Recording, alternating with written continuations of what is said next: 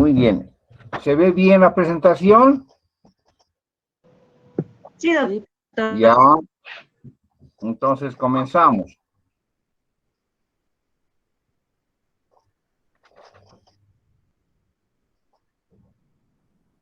Las infecciones perinatales.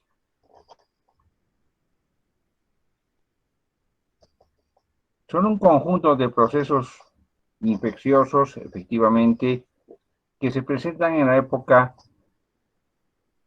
anterior al parto y también durante el parto y la época perinatal, neonatal temprana, ¿ya? O sea, son infecciones que pueden afectar al embrión, pueden afectar al feto y también al recién nacido. Si comienza muy temprano, afectarán al embrión. Si se producen durante la vida fetal, igualmente, y también en el neonato, como vamos a ver con la septicemia, ¿ya? Estas enfermedades perinatales o infecciones perinatales, también llamadas infecciones congénitas, que se llamaban antes así, bueno, no son congénitas, sino que son relacionadas con un agente infeccioso que infecta al producto de la concepción, o sea, al embrión, al feto o al recién nacido.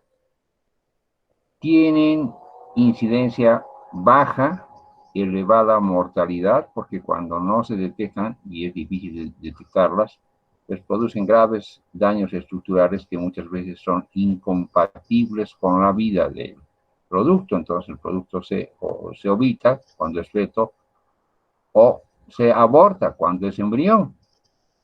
Entonces la elevada mortalidad y morbilidad están relacionadas con el aborto y también con el óbito fetal. Si el niño sobrevive, a pesar de la enfermedad, sus mecanismos lo compensan, entonces queda con secuelas frecuentes: retraso neuromotor, cognitivo, malformación congénita, lesiones oculares o auditivas graves, ¿no es cierto? Y el espectro de las infecciones perinatales es muy grande. Muchos agentes infecciosos o parasitarios o virales pueden producir la infección perinatal. Es de difícil abordaje, es decir, el diagnóstico muchas veces no se puede sino sospechar, ¿no? Y el tratamiento es bastante limitado. O sea, tendríamos que detectar este proceso con antecedentes epidemiológicos de la madre, enfermedad materna o enfermedad que se contrae durante el embarazo y alta sospecha en los screenings neonatales, que se hacen los screenings maternos que se hace durante el control prenatal, BDRL, alguna prueba específica para toxoplasma, en fin, o en una enfermedad rubeólica contraída por la madre durante el embarazo o previamente al embarazo. No lo sabemos muchas veces, solamente por sospecha, en el control prenatal. Estas enfermedades se han ido agrupando en un epígrafe que se llama STORCH. Antes se llamaba solamente TORCH. TORCH en inglés significa antorcha.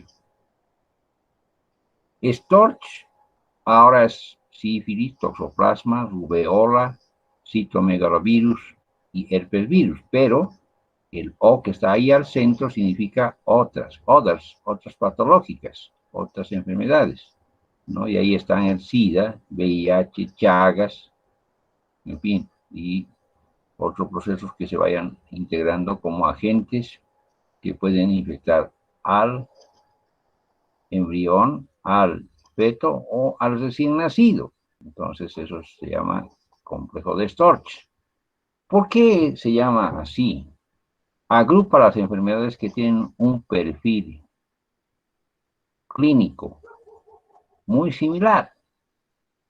Un síndrome de Storch se define cuando el recién nacido tiene peso bajo de nacimiento, puede tener ictericia temprana, puede nacer con hidrocephalus con anemia gravísima, además de tener visceromegalias y el aspecto y la clínica de una sepsis severa, grave, que muchas veces es mortal. En las primeras horas y los primeros días de haber recién nacido, el producto se ovita, perdón, se muere porque está con una septicemia, una circulación del microorganismo en todo su sistema, y entonces prácticamente presenta una alteración severa, coagulopática, séptica, y es mortal el proceso, ¿no? Entonces, se han agrupado estas infecciones por el perfil que tienen, o sea, una infección grave, siderante, ¿no? Con ictericia, hepatomegalia, esplenomegalia, hemorragípara, y que puede ser fatal. Pero también puede ser que el niño subsista y resista a esta infección, y en el tiempo del embrión haya resistido, pero ha quedado mal formado, ¿sí? O sea, tiene secuelas malformativas cuando es embrión. Y cuando es feto, si bien las lesiones no son estructurales, tendrán el agente viral, el agente infeccioso circulando en sangre, y muchas veces se hará pues prácticamente secular, y luego el niño tendrá defectos de desarrollo y crecimiento, peso bajo de nacimiento, prematurez, enfermedades intercurrentes que no le dejan crecer bien, y finalmente también puede ser que el niño, después de unos años en la lactancia, pueda fallecer antes de llegar inclusive a edades mayores. Y si queda con secuelas, puede quedar con retraso psicomotor, y puede también quedar con algunos otros defectos de adaptación que se ven en el transcurrir del examen de control del niño, ¿no? O la madre también relata esos motivos de consulta, y el proceso muchas veces está oculto. ¿Por qué son estas enfermedades así? Tienen esa característica de ser recurrentes. O sea, el contexto de todo este grupo de estas enfermedades es recurrente, o sea que se despierta, es quiescente, se apaga, se vuelve a activar, remite, se vuelve a activar, y así. Entonces, estos procesos tienen ese perfil de evolución, y entonces por eso se llaman enfermedades de complejo Storch. Además, el paciente puede tener, ya les digo, malformaciones o secuelas neurofuncionales habitualmente. Bueno, las infecciones perinatales son siempre adquiridas durante el embarazo o poco después del nacimiento. Son infecciones intrauterinas, infecciones alrededor del momento del parto, infecciones postnatales tempranas. Y ahí está la enfermedad que no es del complejo, pero que visitamos todos en nuestra práctica diaria en el hospital. El niño que tiene sepsis, ¿no? El niño que tiene sepsis forma parte de procesos infecciosos neonatales muy graves. Bueno, entonces lo que les decía, el niño puede ser disfuncional, tener una enfermedad crónica, y también desencadenar al final de este proceso en la muerte del niño. Es quiescente porque hay periodos de actividad y remisión del proceso, y son enfermedades ubicuas. ¿Qué quiere decir ubicuas? Que se localizan en todo el sistema orgánico del niño. Entonces, son enfermedades que se diseminan en todos los órganos del niño. Bueno, ese es el complejo Storch. La infección, siempre hay una relación entre un agente, ¿no?, el huésped, y el microambiente.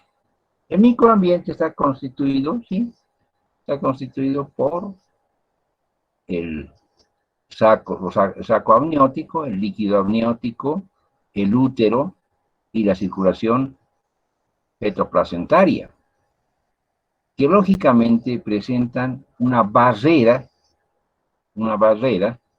de protección al producto. ¿no? Entonces, el producto puede resistir a esto a través de un microambiente establecido. Un ejemplo, la sífilis se presenta muchas veces después del cuarto mes porque la membrana, el corion, las membranas del corion se van desapareciendo y entonces la espiroqueta pálida puede llegar al producto. Hay ciertos agentes que no atraviesan la barrera entre la placenta, la circulación placentaria de la madre y la circulación fetal, ¿no? Hasta cierto momento del embarazo. Pero los agentes más agresivos, lógicamente, son los más pequeños, los virus, ¿no es cierto? Los virus. Entonces, el huésped es el enfermo, o sea, es el embrión, el feto o el recién nacido, pues también tienen una característica de que al principio, en el periodo embrionario, son altamente sensibles a estos agentes, porque no tienen sistemas de defensa inmunogénica establecidos o estructurados. Entonces, el embrión puede tener consecuencias muy catastróficas cuando contrae estos procesos a través de del contagio desde su madre, a través de la barrera placentaria, y entonces las malformaciones estructurales están en ese momento ahí presentes, y esas son las que dicen que las enfermedades infecciosas son enfermedades infecciosas congénitas. No son congénitas porque no tienen diríamos, el mecanismo patogénico de una enfermedad genética, ¿no es cierto? Una genopatía, sino que son enfermedades que se han conseguido durante la gestación. La madre puede ser que también pueda tener antes de la gestación el proceso y lo está prácticamente manteniendo, y eso, por ejemplo, es un VIH, ¿no es cierto? Una enfermedad con inmunodeficiencia adquirida por este virus y que contrae el embarazo y en su embarazo pues transfiere la enfermedad a su producto. Bueno, entonces además debemos saber que el recién nacido, en cuanto nace a los primeros días de la vida extrauterina, está pues prácticamente con una defensa inmunológica muy débil y estructurándose, formándose, y entonces hasta la proliferación bacteriana, ¿no es cierto?, de los bacilos lácticos en el intestino, por ejemplo, tarda algunos días, ¿no es cierto?, y igualmente los sistemas inmunológicos se activan para que el niño tenga cierto grado de defensa inmunológica para estos procesos. Entonces, al principio de la vida prácticamente el niño es un organismo que está prácticamente muy poco defendible, diríamos así, en cuanto a procesos infecciosos que luego se van a establecer. Entonces, es importante que en la génesis de estos procesos uno pueda darse cuenta de la participación del agente, del huésped, ¿no?, y del microambiente. Bien, los factores predisponentes del huésped, ¿no?, o sea, del hospedero. Es un desarrollo incompleto de los mecanismos inmunológicos. En 72 semanas es más evidente que este desarrollo incompleto.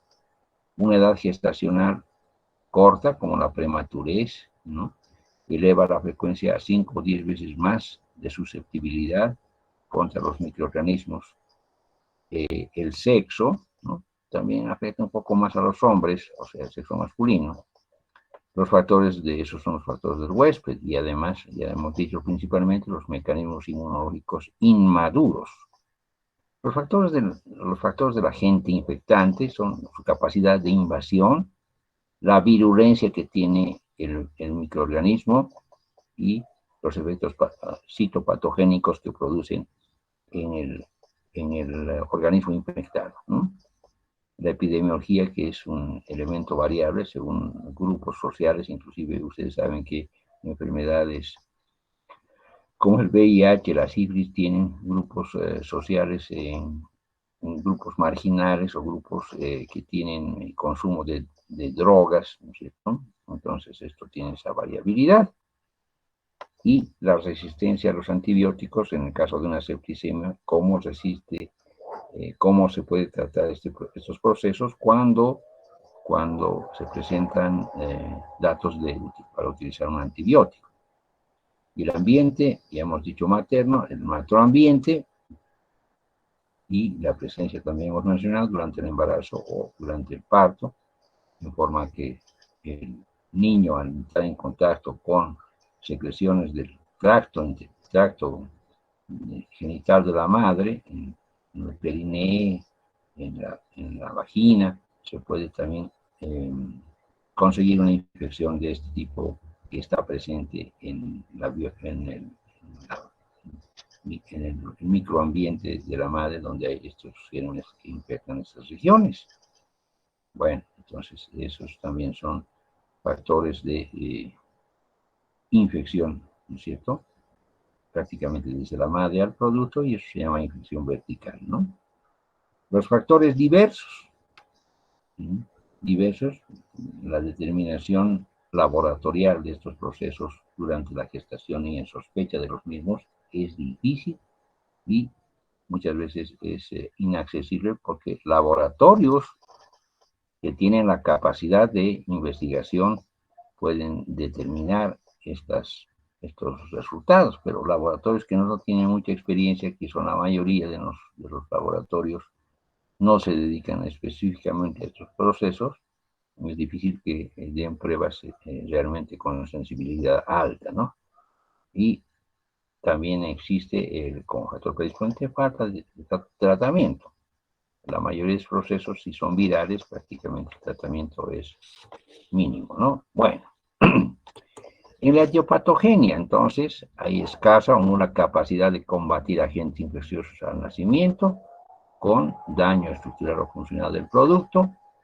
Ya sabemos que hay un desarrollo progresivo de los mecanismos de defensa, ¿no?, asociado al patrón genético. Eso quiere decir que cada uno de nosotros tiene un patrón genético o una herencia familiar que nos permite resistir mucho mejor la enfermedad. Muchos de nosotros nos enfermamos con enfermedades infecciosas como el COVID gravemente, y otros que están a nuestro lado no les pasa nada más que un resfriado, ¿no es cierto? Entonces eso es dependiendo del patrón genético heredofamiliar, ¿no? Y el sistema ambiental, útero y bolsa amniótica que hemos comentado, ya mayor desarrollo estructural, mejor respuesta inflamatoria, a mayor edad gestacional, menos daño estructural, o más que todo sería funcional. Eso ya lo hemos entendido y ahora lo tenemos en mente para poder manejar la idea general de las infecciones perinatales. Lógicamente, pueden entenderse también que durante la gestación ciertas infecciones se pueden agravar o pueden reactivarse, ¿no? Pero el feto es un conjunto de tejidos potencialmente sensibles, incluidos pues el mismo producto, su placenta, ¿no es cierto? Y también durante el nacimiento, el paso de la infección a través de la glándula mamaria durante la lactancia. Es interesante también ver estas alternativas y saber siempre que existen vías de infección. Entonces las vías de infección son ascendentes en la flecha verde, desde la vagina de la madre hacia el producto, ¿no es cierto? Y la infección directamente, que puede ser cuando hay una ruptura prematura de membranas, ¿no? Eso ocurre siempre en procesos sépticos que vemos en la práctica diaria, ¿no es cierto? Y también vemos una infección transplacentaria a través de la placenta, o una infección por contigüidad que es más teórica a través de las paredes y de las membranas y que no se ha establecido claramente la etiopatogenia. Entonces, estas enfermedades pueden, en el producto pequeño, pueden ser teratógenas, o sea, dar malformaciones, ¿no es cierto? Agentes infecciosos como toxoplasma, rubeola, citomegalovirus, herpesvirus y sífilis pueden dar, ¿no es cierto?, esas alteraciones teratogénicas, y esto es el complejo de TORCH, que ahora ya se llama STORCH. También está incluido el virus de la inmunodeficiencia humana, que no da malformaciones congénitas habitualmente, o puede dar peso bajo de nacimiento y otros signos que hacen orientar al clínico en la posibilidad de esta infección. Pero habitualmente el niño nace asintomático y asintomático en buenas condiciones y resulta que la madre es VIH positiva, entonces se sigue un protocolo que vamos a ver en un ratito más, ¿no? Bueno, entonces las infecciones perinatales tienen esas características durante el embarazo y pueden afectar al feto o al neonato, ¿ya? Están los virus de la rubeola, citomegalovirus, herpesvirus, el virus de la varicela, paramyxovirus, y también de la hepatitis, también están presentes los virus de la hepatitis, y entonces es importante ver que los agentes virales son tal vez los más definitivos de estos procesos, pero son los más difíciles además de diagnosticar, ¿no? Entonces, el espectro clínico de las infecciones perinatales va desde procesos que van como la ictericia, la visceromegalia, la linfadenopatía, ¿no es cierto?, que ya hemos mencionado y que el producto tiene según la enfermedad. En este cuadrito se puede ver digamos, las poblaciones que han sido estudiadas según enfermedades, y vemos desde la toxoplasmosis, los rubeola, citomegalovirus, el virus sífilis, el virus de Epstein-Barr, y también tenemos la septicemia, que dan toditos, por ejemplo, como un signo, ¿no es cierto? Dan el rash, por ejemplo, el rash se ve en todos ellos, ¿no? En algunos no se ve tampoco. O la hepatomegalia, que también se ha detectado en toditos los grupos, sabiendo que el agente etiológico es diverso, ese signo, por ejemplo, está presente, hepatomegalia, rash, ¿no? Entonces, ese cuadrito sirve para determinar más que todo la incidencia de los signos que se tienen a pesar de cualquiera de las enfermedades que uno sospecha, ¿no? Y entonces esas enfermedades sospechadas pueden tener esa signología mencionada en la columna.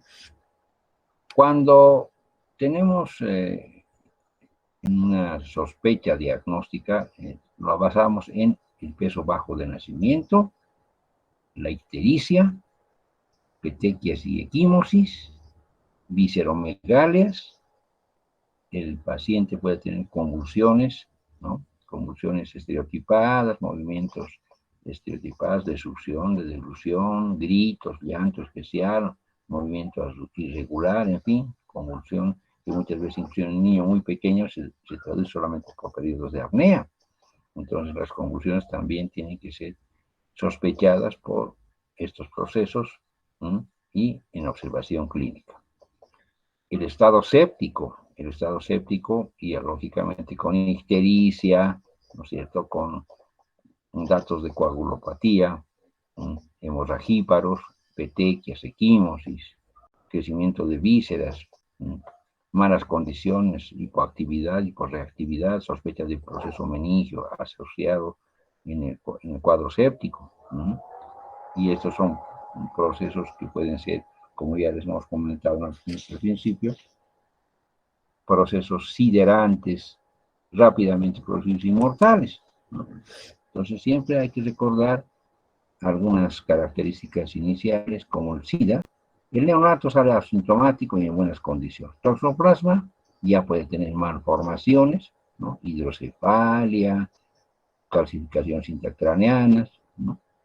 En otras podemos encontrar tuberculosis, LUES, ¿no?, rubeola, microcefalia, cardiopatía congénita no cianógena, citomegalovirus, infección séptica severa, grave, malformaciones congénitas también, y en herpes infección siderante, o sea, infección de evolución corta y mortal, ¿no? Esas son características clínicas del complejo Storch. Ahora, estas enfermedades no son detectables muchas veces durante el embarazo porque la persona que ha estado en la gestación no ha hecho ni control prenatal adecuado, ¿no?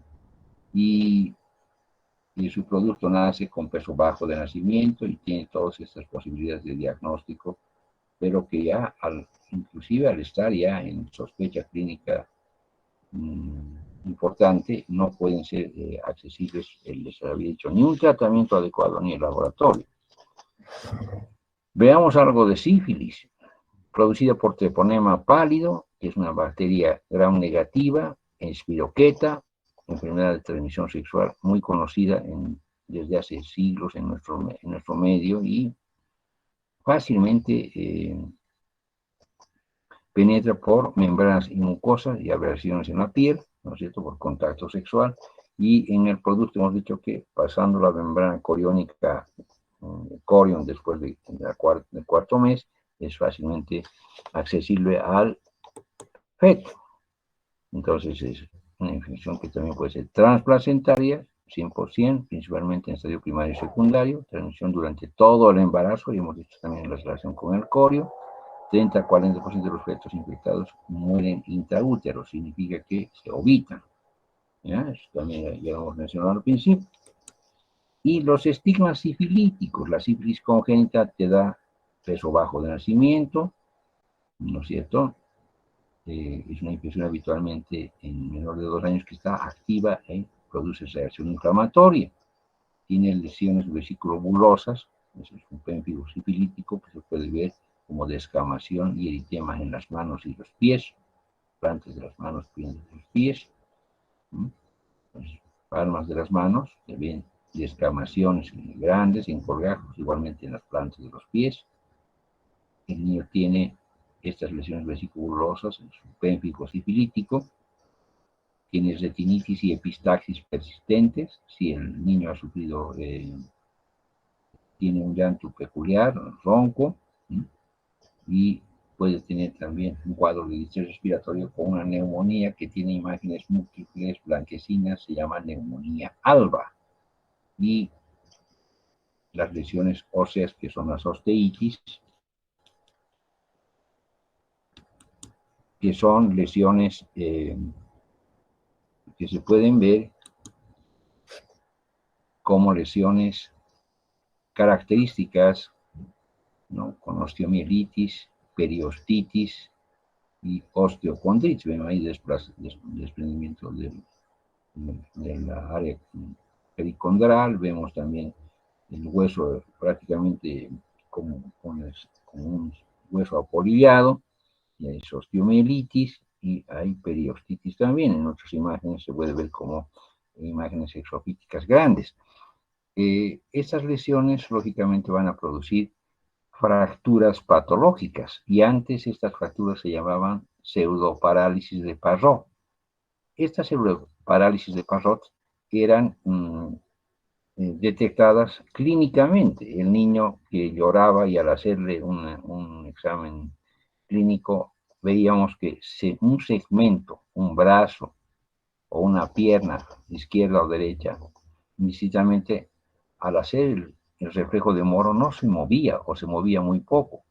O al movilizar el segmento supuestamente paralizado, le dolía muy intensamente al niño porque estaba fracturado, y entonces había lo que se dice el signo de Parrot, pseudoparálisis de Parrot.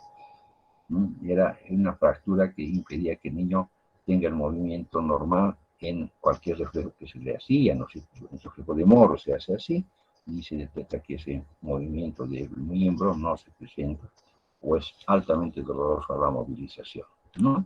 Entonces, este tratamiento que se aplica al niño es sumamente sencillo, se hace con penicilina. Y lo bueno de todo también es que cuando ustedes hacen su práctica de obstetricia, hacen tamizaje de todas las embarazadas con la prueba de BDR para determinar si hay positividad o negatividad. Este proceso está siempre utilizando esa prueba para determinar si cuando el niño nace, también se le hace un control y se le hace tratamiento correspondiente si es necesario, ¿ya? Entonces, de esta enfermedad perinatal, la infección sifilítica es tal vez la más tratable, un tratamiento razonable. La toxoplasmosis congénita producida por un toxoplasma gondii, que es un parásito, ¿no es cierto?, puede producir malformaciones ya congénitas si el niño nace con hidrocefalia, nace con visceromegalias, ¿no es cierto?, calcificaciones intracraneanas, y es producida, ¿no?, por el toxoplasma gondii, que contamina las heces fecales de un gato, y la mujer que maneja o atiende al gato y manipula las heces fecales a través de limpiar su arena del gato, por ejemplo, que cuida la casa, puede contraerse este tipo de infección, o al ingerir carne cocida deficientemente, también puede conseguir contraer este proceso infeccioso de toxoplasma. Entonces, la toxoplasmosis puede producir, aparte de las lesiones mencionadas, puede producir una retinitis pigmentaria, una alteración de la retina, ¿no es cierto? Entonces, esta retinitis puede ser una lesión gravísima y dar ceguera al niño. Entonces, la serología de toxoplasmosis se hace a través de inmunoglobulina G, M, con inmunofluorescencia indirecta, o el aislamiento directo desde los productos del agente etiológico. Hay una prueba de Savant-Fellman que ha ido decayendo, más que todo utilizándose más la inmunoglobulina G y M específicas, ¿ya? La Savant-Fellman tiene una tinción de anticuerpo en IgG en dilución de 1 en 500, son diluciones y tinción que se deben hacer, pero es una prueba que poco a poco se está dejando de lado y se utiliza más que todo la serología, ¿no? Y la imagenología de cráneo, que muestra calcificaciones intracraneanas, como se ve en la imagen del lado derecho, y la fondoscopía, que muestra retinitis pigmentaria. Entonces, la toxoplasmosis puede darse, sospecharse y luego investigarse en la época prenatal con diagnóstico con ecografía y amniocentesis, buscando la presencia del parásito, y con proteínas reactivas en líquido amniótico desde la semana 18, en todos los casos de serología altamente sugerente de infección aguda, y el proceso puede tener un lapso de 4 semanas antes de diagnóstico de enfermedad aguda de la madre para encontrar el proceso, ¿no? Anticuerpos maternos IgG del recién nacido también pueden reflejar infección pasada por la madre en sangre periférica. Entonces hay que hacer valoración oftalmológica, neurooftálmica, radiológica, imagenológica, radiológica, y muchas veces también toman líquido valorativo para detectar el parásito. Entonces, el diagnóstico es a través siempre de inmunoglobulina G, ¿cierto? Y las pruebas de Savant-Fellman que hemos mencionado. El diagnóstico prenatal con ecografía fetal, hidrocéfalo, que hemos visto ya en calcificaciones cerebrales, calcificaciones hepáticas, esplenomegalia y ascitis. El tratamiento es un tratamiento que también es específico para el proceso. Entonces, se utiliza pirimetamina, sulfadiazina, ácido folínico y espiramicina. En tratamientos iniciales en neonatos habitualmente se utiliza solamente espiramicina, pero en el tratamiento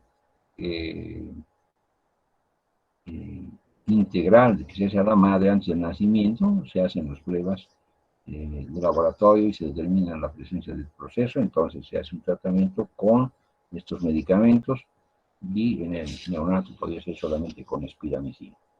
Es un antibiótico, ¿no? Bueno, tenemos también el citomegalovirus. El citomegalovirus también es un organismo ubicuo. ¿Qué quiere decir ubicuo? Que también se localiza en todas partes y que se hace asociado citomegalovirus asociado con el VIH.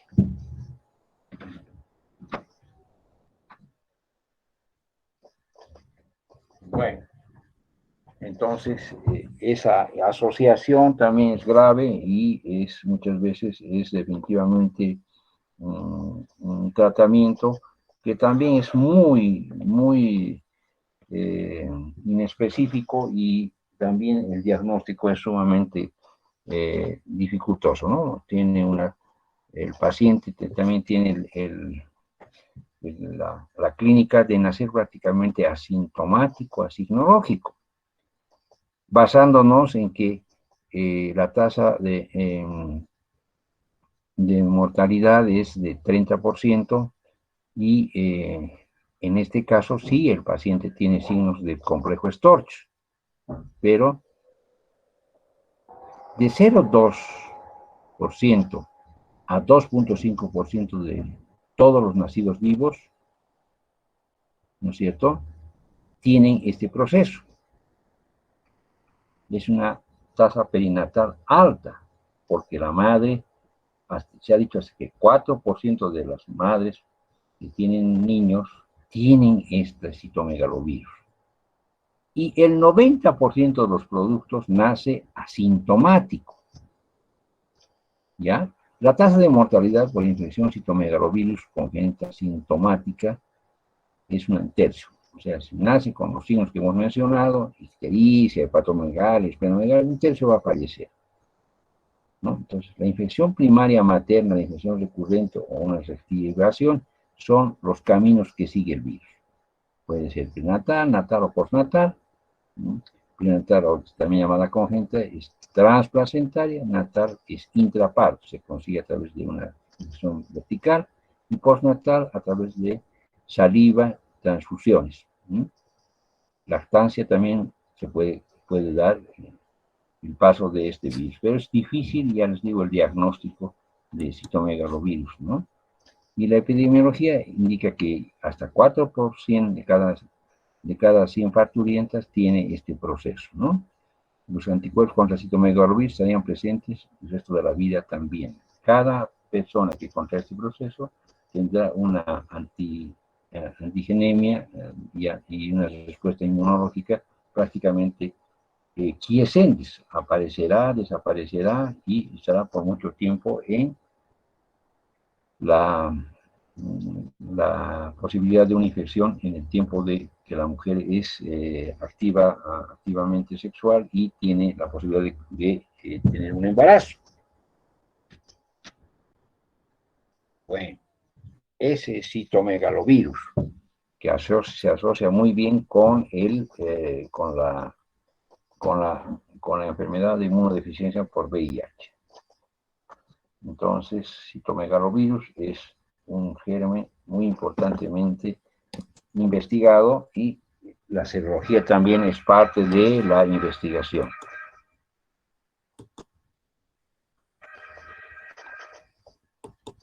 En caso de este proceso, entonces, el virus es un virus, un herpes virus que produce una alteración citopática de las células infectadas. Estas células se crecen en tamaño, es una biopsia hepática, en tamaño y forman, tiene un aspecto con formación de binuclear, y tiene aspecto de ojos de lechuza, la célula que está inflamada por el virus, infectada por el virus. Entonces, ese es un diagnóstico histopatológico para determinar citomegalovirus en tejido biológico, ¿no? Entonces, el cuadro clínico es siempre el mismo, ¿no? Bajo peso, microcefalia, corioretinitis, calcificación cerebral, periventricular, hepatosplenomegalia, ictericia, neumonía, plaquetopenia, y puede causar muerte en las primeras semanas de la vida cuando se presenta como un estado viral infeccioso severo, como una septicemia, ¿ya? En un porcentaje, los casos asintomáticos se identifican solamente con secuelas neurológicas durante el desarrollo del niño, secundarias a infección del sistema nervioso, central como sordera y retardo mental, ¿no? Entonces, se ha dicho también que hay una mayor frecuencia de hernia inguinal derecha en este grupo de niños. Al nacimiento se detectaría y tal vez sería un signo para sospechar también eso, igual que es el signo de ver, digamos, malformaciones auriculares, como un ejemplo así, más general, auriculares, malformaciones de las orejas y relacionadas con defectos de la vía renoureteral, ¿cierto? También es algo así semejante como sospecha diagnóstica, ¿no? Pero eso no es tampoco una regla. Entonces, el diagnóstico se hace siempre por la seroconversión de inmunoglobulina G para citomegalovirus específicamente, IgM para citomegalovirus, indican con infección anterior y o infección activa, ¿no? Cultivos de saliva y también de orina. El virus se orina prácticamente y se puede detectar en procesos agudos tanto en la saliva como en la orina, ¿ya? El paciente que tiene inmunocompromiso por VIH, por ejemplo, y dificulta el diagnóstico de la posibilidad de citomegalovirus. Entonces, ese es citomegalovirus. Tratamiento se ha utilizado, se ha intentado con el valganciclovir, ¿no? Que es un medicamento de varina y propármaco de ganciclovir, principalmente en las lesiones de pacientes que están con VIH consecutivo, o sea, a la vez tienen VIH, y como profilaxis para citomegalovirus se ha utilizado el ganciclovir, ¿no? El valganciclovir. Entonces, sin embargo, son tratamientos que no tienen todavía una sensibilidad o especificidad completa en el manejo de sus pacientes, ¿no? Entonces, citomegalovirus se da un tratamiento en forma séptica cuando el niño tiene un estado característico que hemos mencionado, y algunas veces y frecuentemente el tratamiento no es efectivo. En formas de compromiso del sistema nervioso central, en clasificación sin códigos retinitis, también se utiliza este antiviral, ¿no? Entonces, el ganciclovir es en dosis de 12 miligramos por kilo por día, cada 2 horas por 6 semanas. Tratamiento costoso, ¿no? Entonces se da en procesos más que todo que solamente están localizables en las retinopatías que hemos mencionado. Otro proceso que es conocido por todos nosotros es la rubeola. La rubeola es un exantema viral que se presenta y se contrae en niños que no tienen vacunas o en niñas que no tienen la vacuna. Hace muchos años, unos 30, 40 años atrás, cuando se contraía, una embarazada contraía el la rubeola, entonces este embarazo era interrumpido a través de una serie de recomendaciones que tenían inclusive una repercusión judicial para evitar y cortar el embarazo por la posibilidad de las malformaciones que iba a tener el producto. Hace muchos años fue así. Entonces, la rubeola es indudablemente una infección que puede contraer la mujer que está en gestación en las primeras semanas y le va a producir en el feto graves trastornos estructurales, ¿no? Entonces, el problema de la rubeola es que en las primeras 2 semanas el 85% va a quedar con daño, el 13% que se contrae el 54% de 3 a 16 semanas, y al final del segundo trimestre el 25%, es menos la cantidad de niños que se infectan así, pero el proceso de infección en los niños en las primeras semanas pues es estructural, y este proceso estructural producirá daños que son considerados como, primeramente, la viremia con muerte del producto, ¿no es cierto? Muerte fetal, ¿no? Luego, un síndrome de microcefalia, corioretinitis, cataratas congénitas y la cardiopatía congénita. Entonces, la cardiopatía congénita puede ser un conducto arterioso permeable o lo más grave puede ser una estenosis de las arterias pulmonares, derecha o izquierda, y que dan las características de ese tipo de cardiopatías, la catarata congénita que también se detecta al nacimiento y la microcefalia que también se detecta como, lógicamente, repercusiones en cuanto al desarrollo cognitivo o neuromotor, ¿no? Esas son las complicaciones.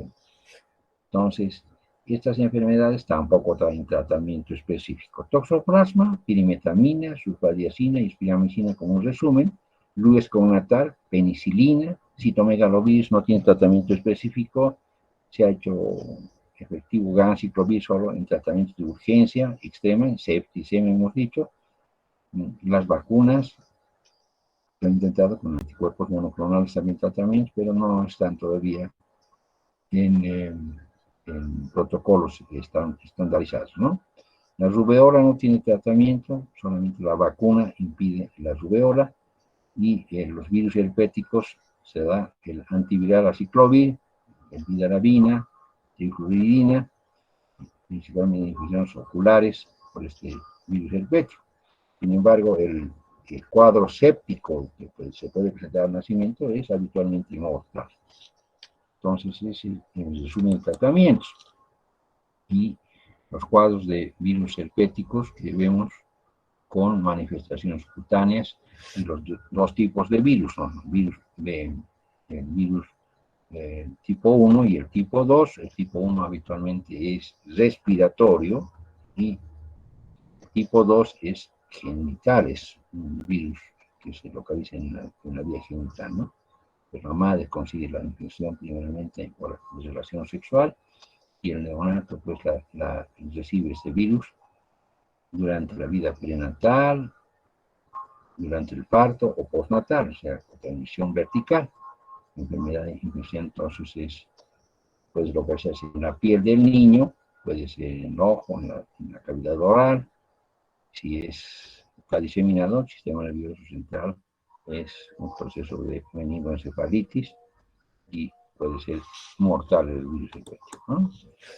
La tuberculosis congénita también se presenta y se debe detectar también en el embarazo y es rara la mujer gestante que está con tuberculosis activa, pero puede haber alguna vez este proceso y este proceso hace que la enfermedad por Helicobacterium tuberculosis se presente más en pacientes que tienen portadores de VIH y que ya tienen una resistencia conocida a tuberculostáticos. Es transplacentaria y el foco primario de este proceso está localizado en el hígado y los linfáticos portales, ¿ya? Alguna vez también puede ser, llegar al pulmón por aspiración de líquido amniótico que está contaminado con bacilos.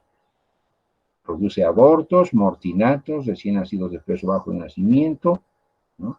Y el neonato de 2 a 4 semanas de desarrollar distrés respiratorio, fiebre, hepatomegalia, esplenomegalia, letargia, irritabilidad y adenopatía, pero es un poco más fácil de detectarle el proceso porque la madre tiene también los antecedentes previos, ¿cierto? Tendrá distensión abdominal, alguna vez lesión cutánea, en fin, datos de infección secundaria como torrea y otros procesos de infección consecutiva al proceso de tuberculosis. Entonces, los virus herpéticos ya los hemos mencionado y el herpes simple con el tratamiento mencionado. La infección interamniótica. La infección interamniótica indica factor siempre de riesgo de infección interamniótica son estos exámenes vaginales que se hacen, o sea, los tactos vaginales a la madre durante el trabajo de parto que sean muy frecuentes. Cuando el trabajo de parto es más de 12 horas, ruptura de membranas ovulares de más de 24 horas, o sea, RPM, que nosotros le decimos, ruptura de membrana ovular de más de 24 horas, colonización materna que tiene el perineo de la madre y la vía genital ascendente, ¿no? Por estreptococo del grupo B. Por eso tratamiento muchas veces durante el embarazo se hace tratamiento con antibiótico de una infección supuestamente urinaria por estreptococo y se da amoxicilina. Entonces son tratamientos ya estandarizados en protocolos de control prenatal. Los criterios diagnósticos de infección intraamniótica son fiebre en la madre de más de 37,8, ruptura de membranas ovulares, además de frecuencia cardíaca materna más de 100, frecuencia cardíaca fetal más de 160, dolor, hipersensibilidad uterina, el líquido amniótico que tenga un olor fétido, leucocitosis en la madre, ¿no? Entonces, todos estos detalles se pueden ver en estas condiciones, ¿no? Bueno, y esas son la estructura prematura de membranas. Y cuando se hace una cesárea, también el obstetra le dice que hay un olor desagradable en la cavidad uterina cuando se abre la cavidad uterina, entonces también por eso es una infección intraamniótica. Bueno, el diagnóstico diferencial está con los signos y síntomas de cada uno de los procesos mencionados, de la rubeola, toxoplasma, herpes, sífilis, sepsis del recién nacido, que ahora vamos a ver, inmunización y su inmunización grave, ¿no? Y infección por enterovirus, que también está presente. Entonces son diagnósticos diferenciales con estos procesos que más o menos deben ser orientados por los signos y síntomas de cada uno de estos procesos que han sido mencionados. Ahora veamos lo que es más frecuente y que es más fácilmente diagnosticable. La sepsis neonatal la hemos visto en el año pasado, pero tienen que saber sepsis para entrar al internado y la sospecha del proceso infeccioso. Es importante para ustedes porque tienen que decidir muchas veces a través de la evaluación un tratamiento que debe ser oportuno, rápidamente establecido para evitar daño en el producto, ¿no? Entonces, es un síndrome de respuesta inflamatoria sistémica asociado a presencia de germen patógeno. Antes lo diagnosticábamos como una bacteremia asociada a disfunción multiorgánica. Entonces, ahora lo repetimos, es un síndrome de respuesta inflamatoria sistémica asociado a presencia de germen patógeno en la sangre, ¿no? La sepsis temprana, menos de 72 horas, habitualmente es por transmisión vertical de la madre al producto, que se produce en condiciones en las cuales el producto se pone en contacto con secreciones de la vía genital materna o por vía hematógena, en el caso que la madre tenga también, hemos dicho, ese estado febril y posibilidad de infección, ¿no? Y la sepsis tardía más allá de las 72 horas por transmisión horizontal, habitualmente por agentes hospitalarios que se contraen a través de la manipulación, el manejo, la atención del recién nacido, y si este recién nacido también está en una unidad de terapia intensiva o terapia intermedia o en el cunero, o sea, en la nursery, o en la estación de transferencia del niño, en la sala de transferencia, entonces en esa área ese niño se puede contraer una de esas enfermedades infecciosas en forma horizontal. Ese sería el origen de la sepsis.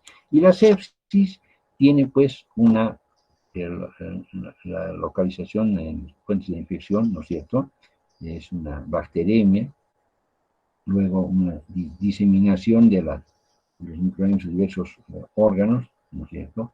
Lógicamente la disfunción de los mismos y inclusive la muerte. Entonces la septicemia, ya saben lo que es, representa como concepto, y la respuesta inflamatoria sistémica es un conjunto de manifestaciones generales comunes de respuesta frente a agresiones diversas, principalmente bacterianas, que suscita inflamación. Entonces hay que tener criterios de respuesta inflamatoria sistémica que son la fiebre, la taquipnea, la taquicardia, la leucocitosis o muchas veces leucopenia, muy importante. Pero ese es lo primero que se responde como leucocitosis, ¿no?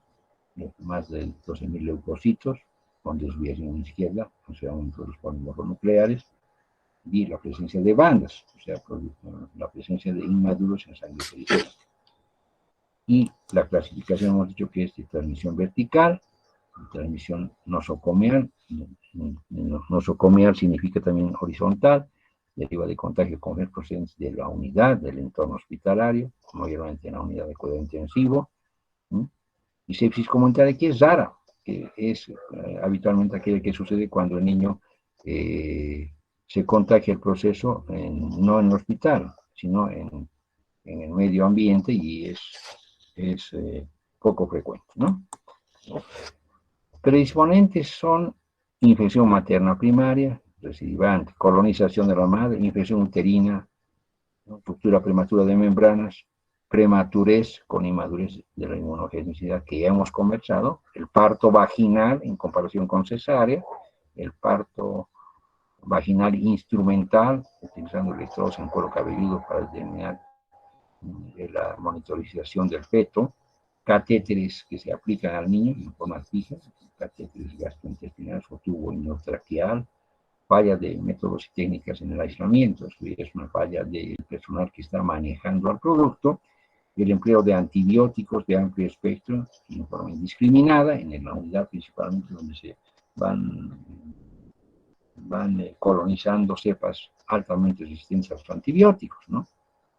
Y también una predisposición determinada a estreptococo, que es uno de los genes más importantes en cuanto a la sepsis, ¿no es cierto?, del recién nacido. Este estreptococo, grupo B, es Agaractiae serotipo 3, 14, 15 a 40% de embarazadas colonizadas por este estreptococo en algunos grupos pueden estar absolutamente asintomáticas y antes de la profilaxis antimicrobiana intraparto, a la incidencia era de 1 a 4 casos por cada 1000 nacidos vivos de sepsis por este gen. Colonización materna intraparto, 30%, sin prevención, cerca de 50% de nacidos pueden desarrollar durante el trabajo de parto, el contacto en el canal vaginal, y de estos 1 a 2% desarrollar enfermedad séptica grave. También puede ser ascendente, o sea, subir a través del conducto vaginal, ¿no? Y el niño puede sufrir aspiración en el líquido amniótico contaminado, ¿no es cierto?, o cuando pasa por el canal del parto. Los CDC han determinado en los Estados Unidos que eso ya ahora es un 0.35 por mil nacidos vivos desarrollarán sepsis por estreptococo, ¿no? El proceso es neumónico y séptico temprano y puede también ocasionar meningitis. Entonces, la sepsis neonatal tiene esos factores de riesgo como factores obstétricos, factores maternos, factores del huésped, o sea, el pretérmino, el bajo peso al nacer, y con hipoxia, fetal, perinatal, y ser género masculino, tener acidosis. Y otros factores son procedimientos de reanimación que se inician en la sala de partos muchas veces con material que lamentablemente se puede estar contaminado, y el niño puede ir a la unidad de cuidado y estar a la exposición de infecciones nosocomiales cruzadas, ¿no? También el bajo nivel socioeconómico de la familia del paciente también está en relación con esto, ¿no? Bueno, entonces estas son las características de los factores de riesgo, de factores obstétricos, maternos, hospedero y otros factores. Pruebas diagnósticas. Cuando hay sospecha de sepsis, ustedes piden una biometría hemática. Encontrarán leucocitos menores de 5.000, es un dato muy importante, con neutrofilia, ¿no es cierto?, donde hay una relación de inmaduros sobre el total de más de 0,3, ¿no?, y una cifra absoluta de neutrófilos de más de 1.750. La proteína se reactiva con elevaciones a valores de mayor de 1 miligramo por decilitro. Inmediatamente ustedes solicitarán un hemocultivo, aunque una cuarta parte va a ser falso, ¿sí?, pero también se debe investigar neumonía, también nos puede dar ser falso negativo, ¿sí? Bueno, y recuento de plaquetas, siempre tienen que tener en las plaquetas el criterio de que puede ser una trombocitopenia menos de 100.000, la glicemia, hipoglicemia, cuando el producto no está metabolizando adecuadamente la glicemia, hay una hiperglicemia, más de 120 miligramos por decilitro, ya es llamativo, ¿sí? O una hipoglicemia por cantidades bajas de administración de la glucosa, y también se modifica con relación a la resistencia a la insulina, ¿no? Entonces, una sensibilidad y especificidad y valores predictivos positivos y negativos de las diferentes pruebas están aquí, desde hemocultivo, con sensibilidad no es muy alta, especificidad un poco más, leucocitos igualmente menos de 5.000, menos de más de 30.000, cociente de células inmaduras y totales, la PCR sola, más de 10 miligramos, interleuquina 8, más de 70 picogramos, cociente IT asociado a la PCR, también para ver su sensibilidad y especificidad, son un poco mejores, o interleuquina asociado a PCR, que también tienen un poco más de sensibilidad y especificidad, ¿no? Y las de reacción cadena de la polimerasa sola también, ¿no? Esto es un cuadrito para que ustedes vean las asociaciones de ciertas pruebas de laboratorio, entre tanto la sensibilidad y especificidad que se pueden tener, ¿no? Criterios de biometría hemática, entonces ya saben cuáles son: leucocitosis, leucopenia, neutrofilia, neutropenia, relación neutrófilo inmaduro total, ya hemos dicho, trombocitopenia, PCR, líquido cefalorraquídeo. Muchas escuelas y muchos hospitales donde se hace concentración de este tipo de pacientes hacen no solamente la investigación de la sepsis mediante el hemocultivo, sino también mediante la obtención de líquido cefalorraquídeo simultáneamente para determinar, ¿no es cierto?, pleocitosis, hipoglucorraquia, hiperproteinorraquia, que nos orientan a la presencia del microorganismo en el líquido cefalorraquídeo y por lo tanto a una meningoencefalitis.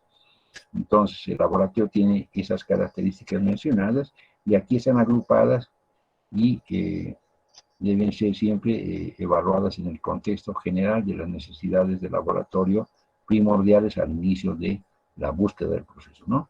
También hay datos, como por ejemplo, datos de perfil metabólico, como hipocalcemia, ¿no es cierto?, no falla hepática, prolongación de tiempo de protrombina, tromboplastina parcial, la gasometría, como con acidosis metabólica, corpúsculos de Dole, que son células tienen una serie de características muy específicas y que se encuentran en tejido, en las células de la sangre periférica, y la acidosis láctica, ¿no?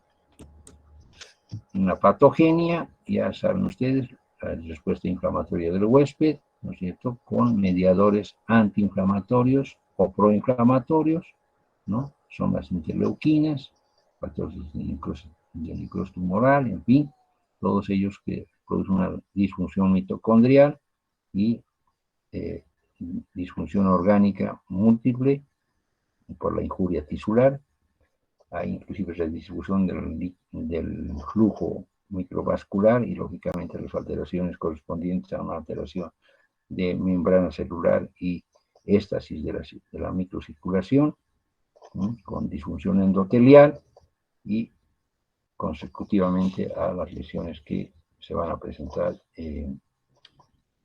como el efecto de estímulo, respuesta inflamatoria, coagulopatía, fracaso hemodinámico por falla de la microcirculación, ¿no es cierto?, y finalmente el fallecimiento del paciente que se presenta por el proceso de fisiopatológico con todas las características mencionadas, ¿no? Entonces, es importante que ustedes vayan revisando y vayan recordando siempre estos sistemas de flujograma para poder determinar en forma muy general la fisiopatología del estado séptico, la respuesta inflamatoria sistémica y los efectos a nivel de la microcirculación y a nivel de la respuesta metabólica de la celular, ¿no? Bueno, evaluación. La evaluación se hace en base a la anamnesis y el examen físico completos, pero además la revisión cuidadosa de la historia clínica perinatal. Y allá se va al hemocultivo y policultivo rápidamente, cultivo de líquido cefalorraquídeo, se hace una prueba de Gram, puede ser necesaria tomar en estos especímenes, contra inmunoelectroforesis, con eliminación de Ratix, histopatología del placenta y cordón umbilical para determinar la posibilidad del foco infeccioso, y con su perfil clínico que también se observa en la unidad donde está internado el recién nacido, con alteraciones de la temperatura. Si es un prematuro que está en una incubadora, esta temperatura es irregular con relación a la temperatura ambiental y a la que se está controlando con la máquina. Entonces hay una distermia, hay una alteración de la frecuencia cardíaca, distrés respiratorio, como si va en ascenso, los blancos se comienzan a elevar, entonces se sospecha infección y bacteria. Además el paciente tendrá hipoxia y habrá que hacer una reanimación con líquidos porque va a entrar en oliguria, va a tener lactacidemia, hipoperfusión tisular generalizada, y esta lleva al estado de choque y sepsis, como hemos visto en la fisiopatología, y solamente habrá una respuesta adecuada a la reanimación con líquidos y tratamiento antibiótico. Pero si el paciente evoluciona en forma desfavorable por la agresividad o por la dificultad de haber controlado al microorganismo, el niño va a hacer una coagulación intravascular diseminada, con falla multiorgánica, hipotensión, falla renal, ¿no es cierto?, pobre respuesta a terapia hídrica, y necesitará tratamiento en terapia intensiva con vasopresores. Y finalmente el paciente puede fallecer a pesar de todas las medidas tomadas, ¿no? Tiene que ser entonces en tratamiento completo y rápido. Toma de especímenes de microbiología, inicio precoz del tratamiento, utilizar esquemas de amplio espectro. Entonces hay que sacar rápidamente el laboratorio, hacerlo en la primera hora prácticamente, ¿no es cierto? Es lo que dicen en Gringolandia, hace todo lo que tiene que hacerse rápidamente, inclusive obtención del líquido cefalorraquídeo. En otras ya les he dicho, no siempre en nuestro medio no se hace siempre así, pero en condiciones hospitalarias de especialidad sí se hace esta búsqueda en líquido cefalorraquídeo antes de proceder a antibiótico, ¿no?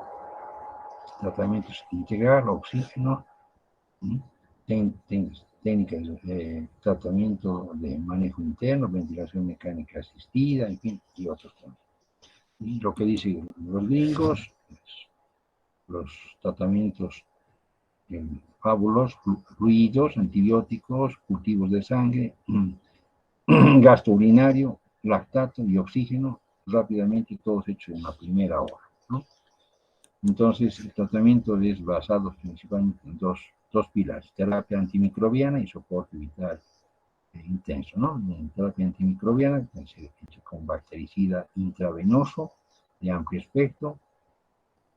Muchas veces el tratamiento se inicia en forma empírica, ¿no?, antes del cultivo, pero se intenta siempre tomar cultivos tanto de líquidos cefalorraquídeos como el hemocultivo o los policultivos, y el tratamiento después de saber el germen agresor será pues un tratamiento específico. El soporte vital intenso con soporte hemodinámico, después restaurando la volemia, la presión arterial media, ¿no?, manteniendo una diuresis de más de 0,5 ml por kilo, y saturación de oxígeno siempre en un intento de mantener elevado, ¿no es cierto? Y lógicamente, si la presión arterial media desciende, habrá que utilizar gasoaminas, ¿no? Entonces, aparte del soporte hemodinámico, también la terapia nos puede exigir el soporte ventilatorio. Entonces, antibióticos en menor de una semana: ampicilina, gentamicina, que es un clásico que ya todos conocen, una semana a 3 meses podría entrar cefotaxima, pero habitualmente si es que no hay una buena evolución con ampigentes, se puede utilizar ampicefo, unas dosis marcadas, igualmente la ceftriaxona, que es de la misma generación que la cefotaxima, asociada con la ampicilina también. Y si hay sospecha de estafilococo dorado, se sustituye la ampicilina por cloxacilina o con vancomicina. Entonces, el tratamiento antibiótico según origen, en sepsis de transmisión vertical de la comunidad, ampigenta, una mala evolución, ampicefo o cefoamica. Sepsis de transmisión nosocomial, cefotaxima, amicacina de entrada. Si hay mala evolución con organismo gram negativo, multiresistente, se va al imipenem asociado a penicilinas antiestafilococos, meticilinas resistentes o finalmente vancomicina. En caso de hongo como causa de sepsis, se utilizará anfotericina y duraciones de 10 a 14 días de tratamiento. Las complicaciones ya saben: shock séptico, trastornos de coagulación intravascular, enterocolitis necrotizante, meningoencefalitis bacteriana, trastornos metabólicos, hipocalcemia, hipoglicemia, trastornos ácido básico, acidosis metabólica o mixta, trastornos hidroelectrolíticos, desequilibrio del sodio, del potasio o del agua. Entonces, el manejo de la sepsis siempre se da con estabilización hemodinámica y el proceso de infeccioso combatido con antibióticos. Los pasos de la sepsis, ya saben, de respuesta inflamatoria sistémica, la sepsis en evolución, la disfunción orgánica múltiple y el choque séptico. Entonces, esa es la evolución del estado séptico. Tratamiento y prevención es importante, pero más importante es la prevención. En la unidad de terapia intensiva siempre, como educación, cuando entren ustedes, lávense las manos. Hay que evitar que las incubadoras se hacinen, se junten demasiadas. Y el personal de la unidad de cuidado intensivo está capacitándose continuamente.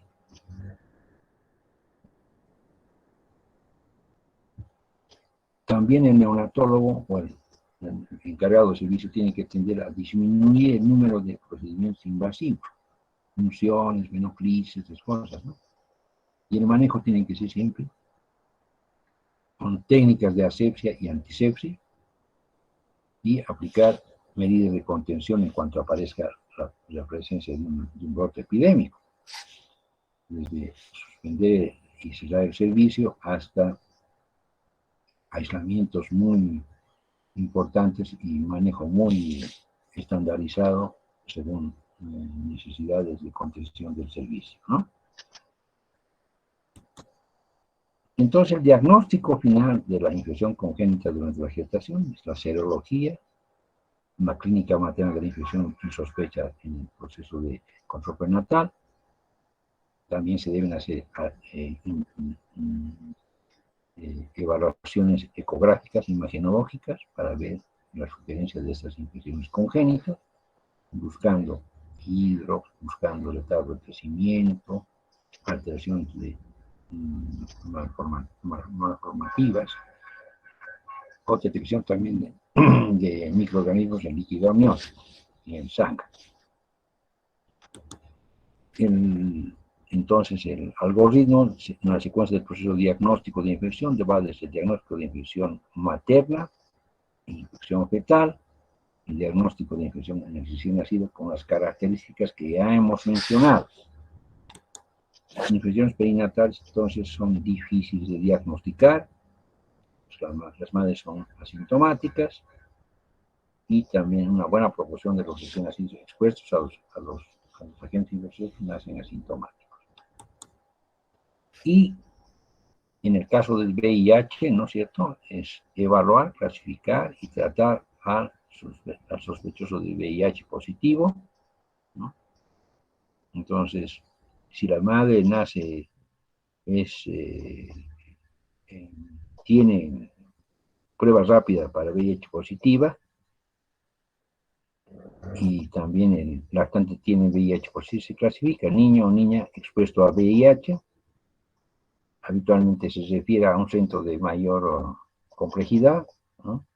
Y en el protocolo mismo se hace asistencia con sidobudina, que digo acetate, y se inicia un tratamiento con el acetate profilácticamente hasta 6 meses, ¿no? Y luego las alternativas de que la madre no tenga, o el niño sea sospechoso, madre materna con VIH, serología para sífilis negativa, también es importante determinar y efectuar tratamiento. Entonces, esa es una estrategia IEPI.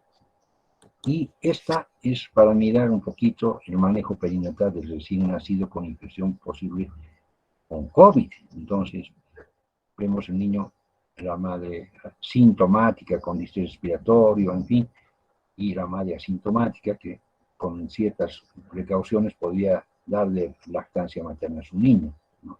O cuando se tiene que suspender definitivamente la alimentación con lactancia materna.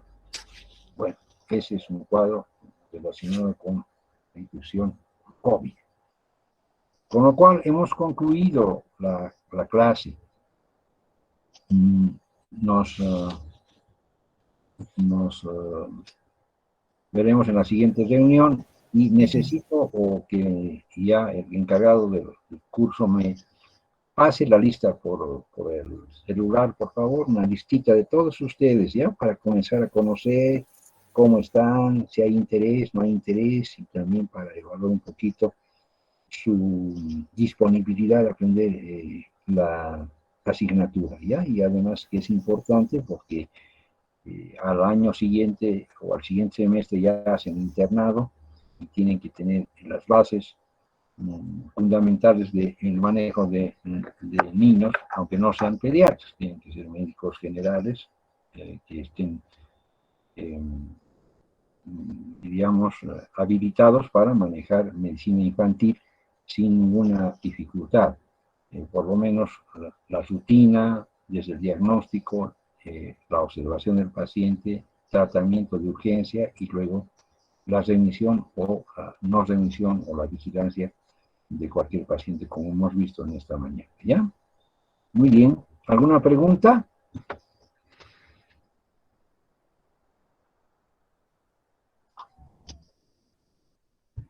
Doc, una pregunta. ¿Qué uso tiene ahorita? O sea, es mejor siempre el utilizar la procalcitonina para realizar un diagnóstico de sepsis? Y si esta también es válida cuando la sepsis es por una causa viral. Bueno, es una respuesta metabólica, ¿no es cierto?, de un proceso de lesión tisular. Entonces, utilizas la procalcitonina, que es una prohormona de la calcitonina, ¿no es cierto?, para determinar proceso inflamatorio tisular.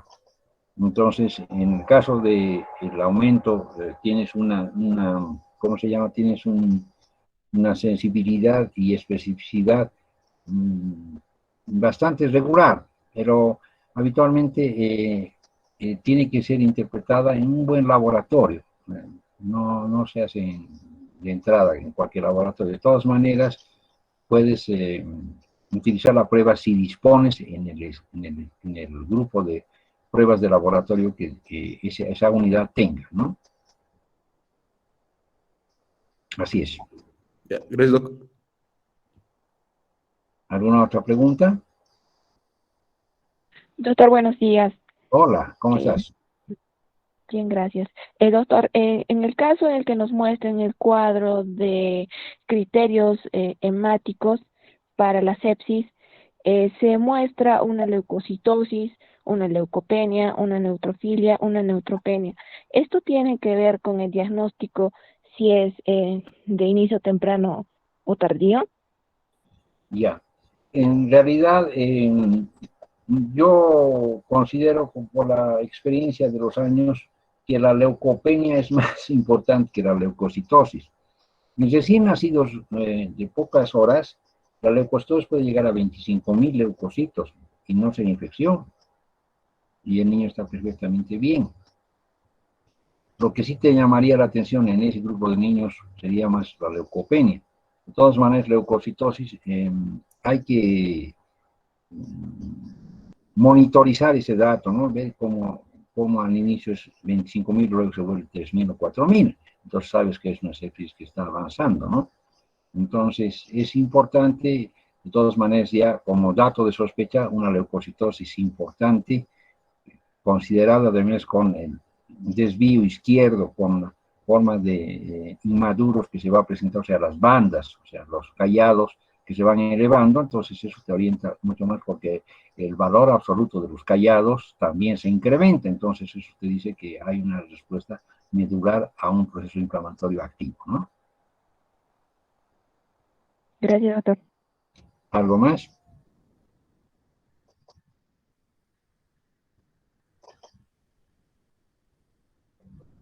Bueno, entonces es importante que todos participemos y nos pongamos ya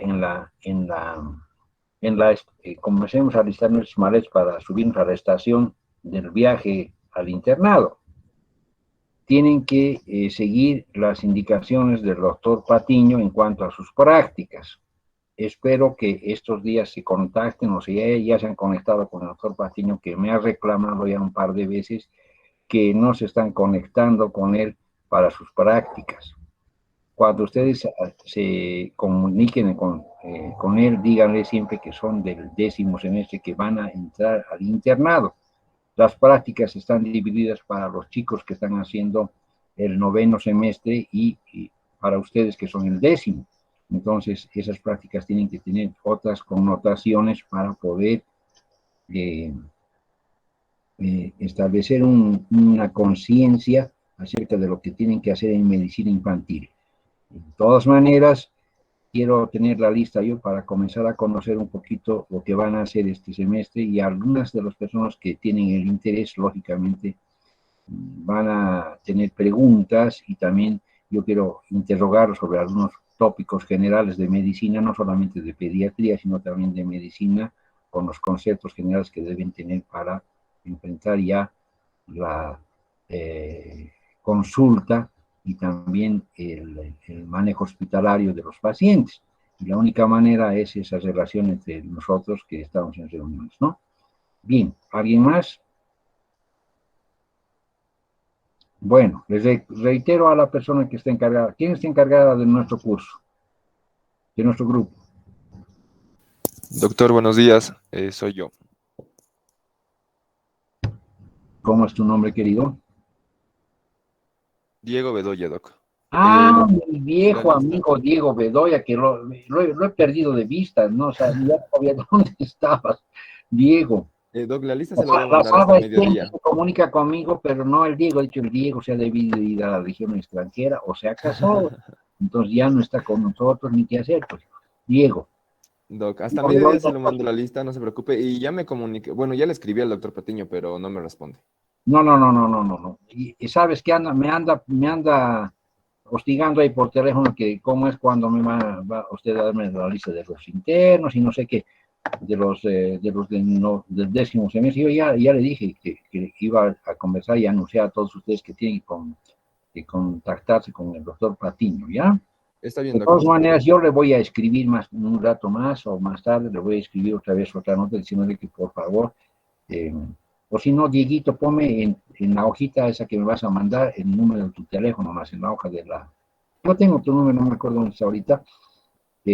Ponela en la hoja que me vas a mandar de la lista de los muchachos para que yo hable, le diga, este teléfono es de Diego, pero es mejor y es más cortés que tú le hables, que tú lo Está llames, bien, doc. ¿ya? Está Llámalo, bien, doc. o si no, escríbele una notita, dígale, mire, soy Diego Bedoya, mi teléfono es este, doctor, estoy encargado del 10º semestre, el grupo B, y por favor, quisiera que nos diga qué días vamos a hacer las reuniones prácticas. Y yo le voy a volver a hablar personalmente al doctor Patiño para decirle que si tú lo llamas y no lo encuentras, ¿cómo va a ser esto? Ya voy a preguntarle yo. Está bien, doc, no se preocupe. Yo ahorita le voy a mandar la lista y al doctor Patiño también. Muy bien. Entonces quedamos así, Diego. Entonces, desde la siguiente vez, Diego, vas a siempre participar en nuestras reuniones finales, ¿ya? Está bien, Doc, no se preocupe. Bueno, se van a cuidar todos, no se agarren COVID, porque es igual malo que se agarren COVID, ¿ya? No está bien que se agarren, cuídense, no se aglomeren ni vayan tampoco mucho a reuniones muy concurridas o no se dediquen a otras actividades que no sean lo que tienen. Lamentablemente nos han quitado nuestra civilización que teníamos tan buena, tan linda que era una civilización.